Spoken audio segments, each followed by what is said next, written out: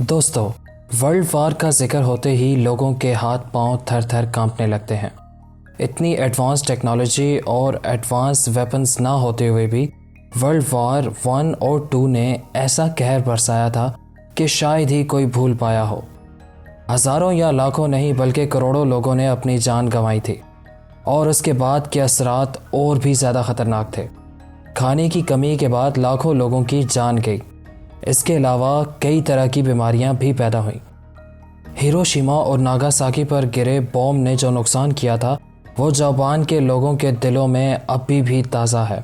सोचिए, आज तो हाइपरसोनिक मिसाइल जो साउंड की रफ्तार से भी कई गुना तेज़ चल सकते हैं, 10 से 15,000 किलोमीटर तक जाने वाले बैलिस्टिक मिसाइल जो हर मुल्क तक पहुंच सकते हैं और ये पलक झपकते ही किसी भी मुल्क को तबाह बर्बाद कर सकते हैं।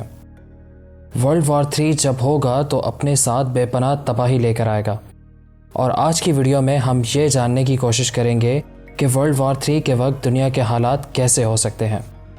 मतलब आजकल के आदाद व शुमार से हम इस बात का अंदाज़ा लगा सकते हैं कि अगर ये भयानक जंग छिड़ी तो इसमें कौन कौन से मुल्क शामिल होंगे और कौन सा मुल्क किसका साथ देगा।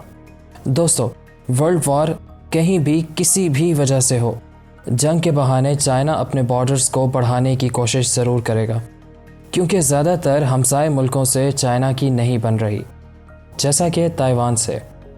चाइना ताइवान को अपना हिस्सा मानता है और ताइवान पर कब्ज़ा करने के लिए पूरे ज़ोर के साथ उस पर हमला कर सकता है। दूसरी तरफ रशिया भी अपने आप को सुपर पावर बनाने की कोशिश करेगा।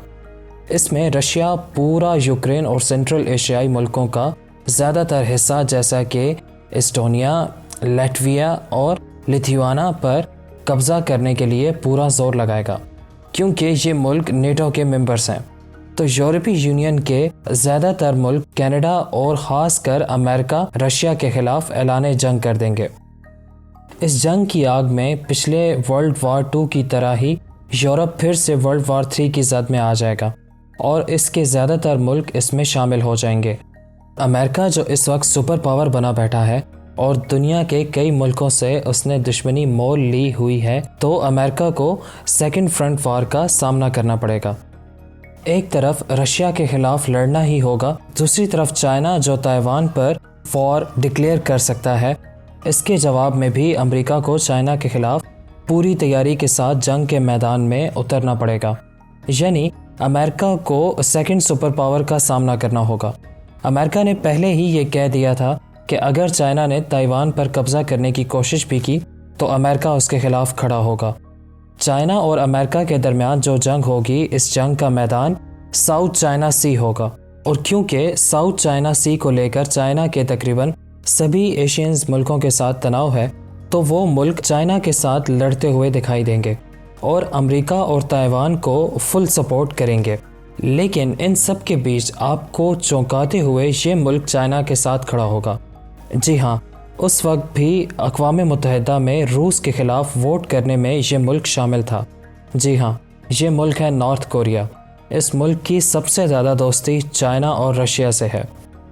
वैसे जापान और साउथ कोरिया की फ़ोर्स नॉर्थ कोरिया से ज़्यादा ताकतवर है, लेकिन इसके पास एक ऐसा हथियार है जिसकी धमकी से ही ये दोनों मुल्क घबरा कर बैठ जाते हैं।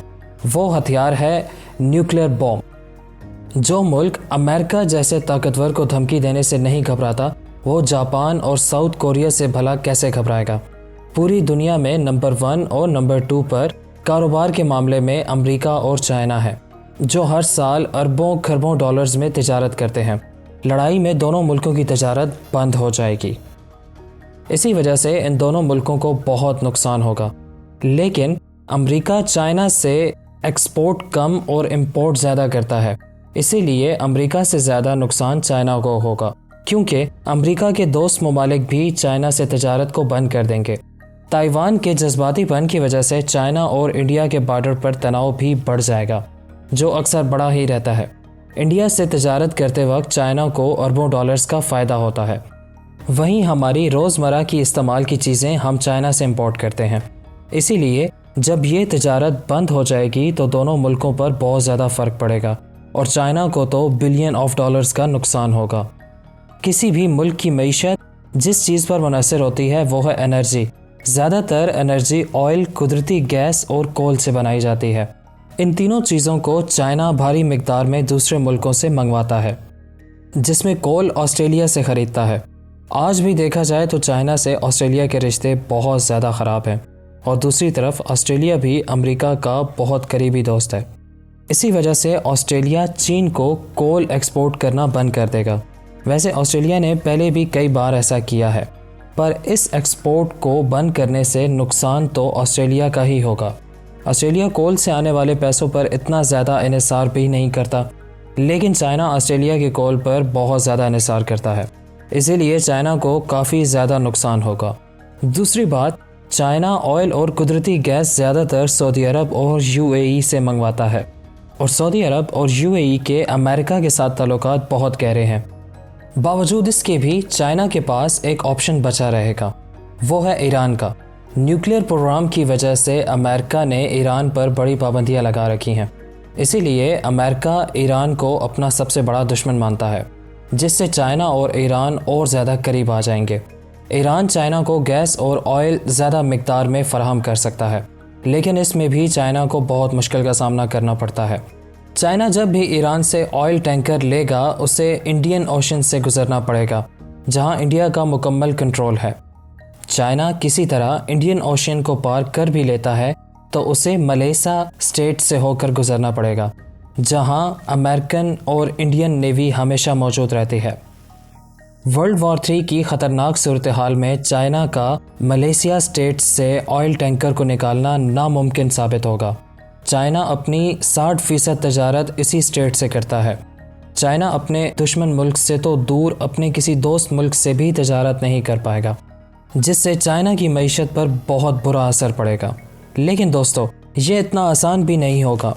चाइना खुद एक ताकतवर मुल्क है, बल्कि दुनिया का तीसरा सबसे ताकतवर मुल्क है और रूस का दोस्त भी है। जब रूस और चाइना मिल जाते हैं तो ये दुनिया के सबसे ताकतवर मुल्क बन जाते हैं। अमेरिका और चाइना दोनों ही एटमी मुल्क हैं, जिससे बहुत ज़्यादा चांसेस हैं कि चाइना अपने मुल्क को बर्बाद होता देखकर किसी जंग में एटमी हथियार का इस्तेमाल न कर ले। अगर ऐसा हुआ तो अमेरिका भी पीछे नहीं रहेगा, क्योंकि वो वर्ल्ड वॉर 2 में ऐसा कर ही चुका है और शायद इसीलिए वर्ल्ड वॉर 3 में न्यूक्लियर हथियारों की एंट्री होगी। यानी यूरोपीय यूनियन रशिया से लड़ रहे होंगे, रशिया यूरोपीय यूनियन और अमेरिका से, वहीं अमेरिका और चाइना आपस में लड़ रहे होंगे। और बात की जाए मिडल ईस्ट की तो मिडल ईस्ट के मुल्क और इसराइल आपस में लड़ जाएंगे। अगर हम साउथ अमेरिका की तरफ आएँ तो यहाँ पर ब्राज़ील और अर्जेंटीना जैसे मुल्क मौजूद हैं, जहाँ बाकी दुनिया की निस्बत कम लड़ाई देखने को मिलेगी, क्योंकि तजारत के अलावा दूसरी कोई वजह नहीं होगी कि ये मुल्क वर्ल्ड वॉर 3 में शिरकत करें। ऊपर से इनमें से कोई मुल्क ज़्यादा ताकतवर भी नहीं है। लेकिन यहाँ पर आपको गरीबी की प्रॉब्लम देखने को मिलेगी, क्योंकि तजारत बंद हो जाएगी। इसी वजह से यहाँ महंगाई ज़्यादा बढ़ जाएगी। महंगाई और भूख की वजह से यहाँ के लोगों को नुकसान उठाना पड़ेगा। हालांकि लैटिन अमेरिका के मुल्क अपने लिए खाना तो पैदा कर ही सकेंगे, लेकिन हो सकता है कि कोई मुल्क अमेरिका पर करीब से हमला करने के लिए अमेरिका के इन पड़ोसी मुल्कों से दोस्ती करने की कोशिश करे।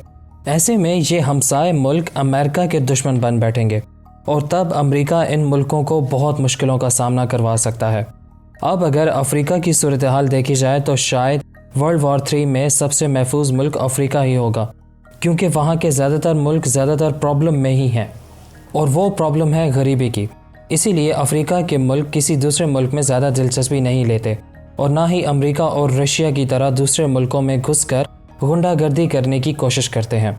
यहाँ के ज़्यादातर गरीब लोग खेती पर इन्हिसार करते हैं और कम से कम इस काबिल होते हैं कि अपना पेट पालकर ज़िंदा रह सकें। वर्ल्ड वॉर 3 में बहुत ज़्यादा चांसेस हैं कि न्यूक्लियर हथियारों का इस्तेमाल हो। रशिया की वज़ीर ख़ारजा ने यहाँ तक कह दिया है कि अगर वर्ल्ड वॉर 3 हुई तो कोई और मुल्क इसका इस्तेमाल करे ना करे, रशिया ज़रूर करेगा। वर्ल्ड वॉर 3 में इतने ज़्यादा न्यूक्लियर हथियारों का इस्तेमाल हो सकता है कि दुनिया की तकरीबन आबादी ख़त्म हो जाएगी और जो बचेंगे वो एटमी शुआओं की वजह से अपनी जान गंवा बैठेंगे और अचानक मौसम में बहुत ज़्यादा बदलाव आ जाएगा, क्योंकि एटमी हथियारों के इस्तेमाल से जो जहरीला मवाद हवा में शामिल होगा वो ज़मीन को चारों तरफ से ढक लेगा, जिससे ज़मीन पर सूरज की शुआएं भी नहीं आ सकेंगी। बचे कुचे पेड़ पौधे भी ख़त्म हो जाएंगे और बिलाखिर पूरी इंसानियत ही इसका शिकार हो जाएगी। इसीलिए हम उम्मीद करते हैं कि ऐसा कभी ना हो। आपको ये वीडियो कैसी लगी हमें ज़रूर बताइएगा।